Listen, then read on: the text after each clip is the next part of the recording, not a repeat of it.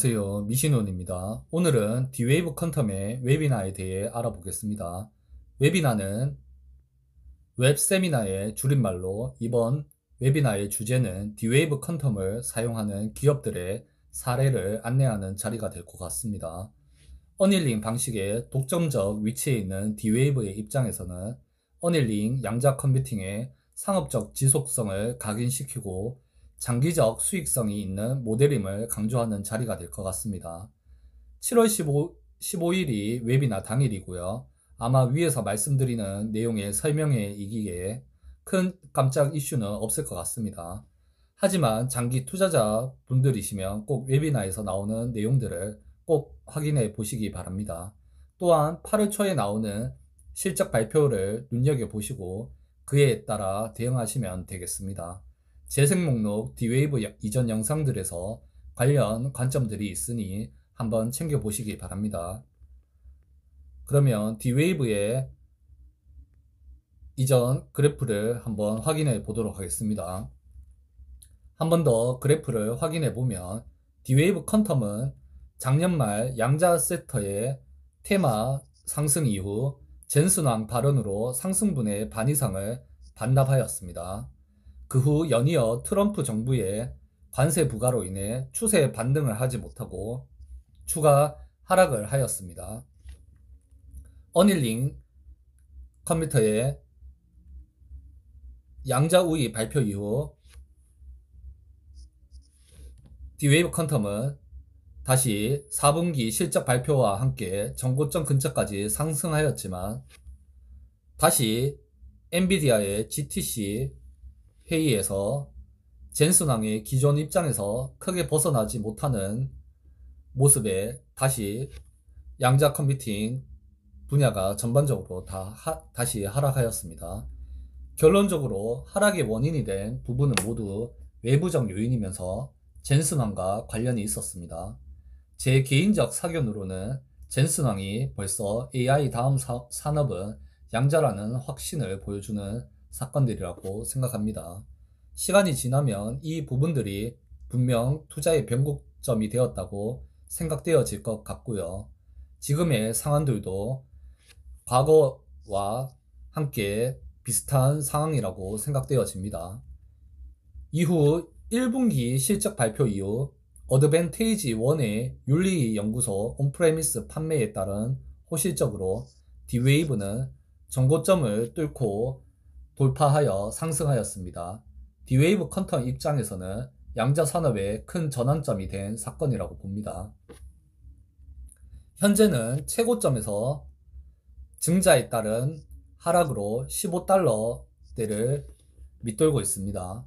차트를 다시 보시면 D-Wave 퀀텀은 작년 말 퀀텀 테마주 상승 이후로는 본인의 실적 발표에 따른 결과로 두 번 상승하였고 두 번째 상승은 거래량을 뒷받침하면서 전고점을 돌파하였습니다.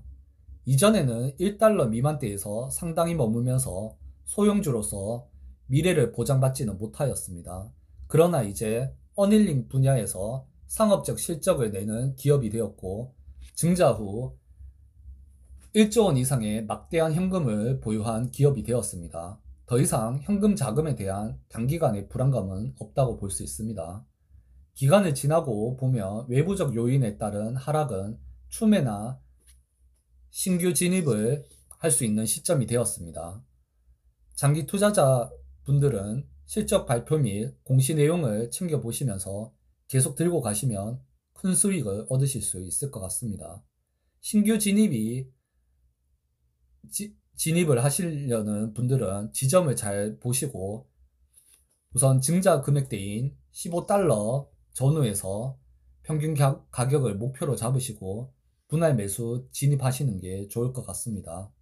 외부적 요인에 따른 하락 시에는 진입을 하시고 장기로 몇 년을 보시고 하실 분들은 지금 가격대에서도 하방이 되는 시점에 들어가시면 몇 년을 보고 길게 가시면 분명히 큰 수익을 보실 수 있을 것 같습니다.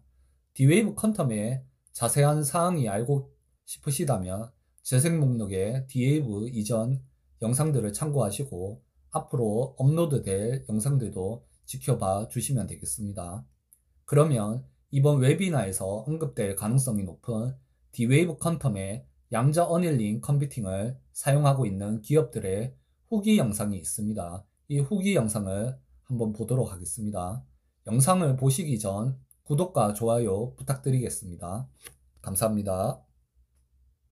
We've developed a quantum application to optimize the grouping of radio network stations. For the application, we use quantum annealer from D-Wave, and with the better optimization result from the quantum annealer, we could reduce the number of paging signals around 15%. That will make our network stable, and that leads to higher customer satisfaction. We think this technology can also be applicable to other domains like payment and markets, and so we're currently considering how the technology can be used in these domains. Before we used that, we thought that using the quantum technology is really difficult for us, but with the D-Wave solution, actually it is really easy to use. We are providing unique solutions to U.S. national security problem sets. And for the longest time, quantum has been about the potential. The great thing is what we are seeing is that there is an operational capability, a production-ready capability that exists today that can solve problems that classical computing cannot solve. Things like very dynamic weapon-to-target assignment problem sets. We're bringing it to the forefront of the U.S. government customer space and telling that customer that it is ready for use. What do you want to do with it? Our focus is really around optimization algorithm development, other software applications associated with command and control, battle management capability development.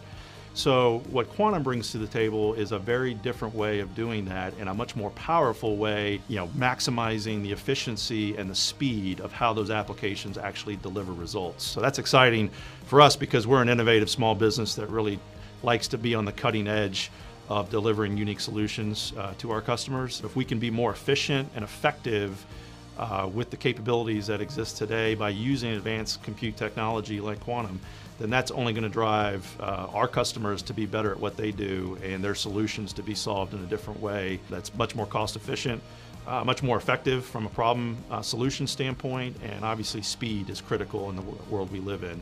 That's the biggest thing that excites me, is it's no longer about a what if, it's about today. Stack focuses primarily on two main use cases right now. There is autonomy, autonomous machines, and then the other is AI models, particularly AI models in life science. So when it comes to autonomy, the kind of problems we're dealing with are swarm robotics. So you have a swarm of robots or a swarm of drones, and you want to coordinate the movements of those to achieve a goal. For example, you want to recover affected parties from a disaster area. And how do you coordinate the movements of hundreds or thousands of these machines to achieve those goals? This is where you really need quantum computing, because as you add more machines, very quickly the problem becomes untenable for classical methods. The other side is AI models for sensitive use cases like life science. In that area, it is more interesting to get high accuracy. And right now we're running into situations where classical methods have gotten us into 92%, 93%. And no matter how much training data we increase, we cannot go beyond it.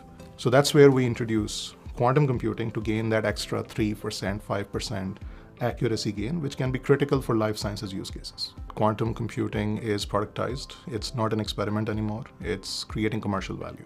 I think that people will look back at 2025 as a turning point for quantum computing.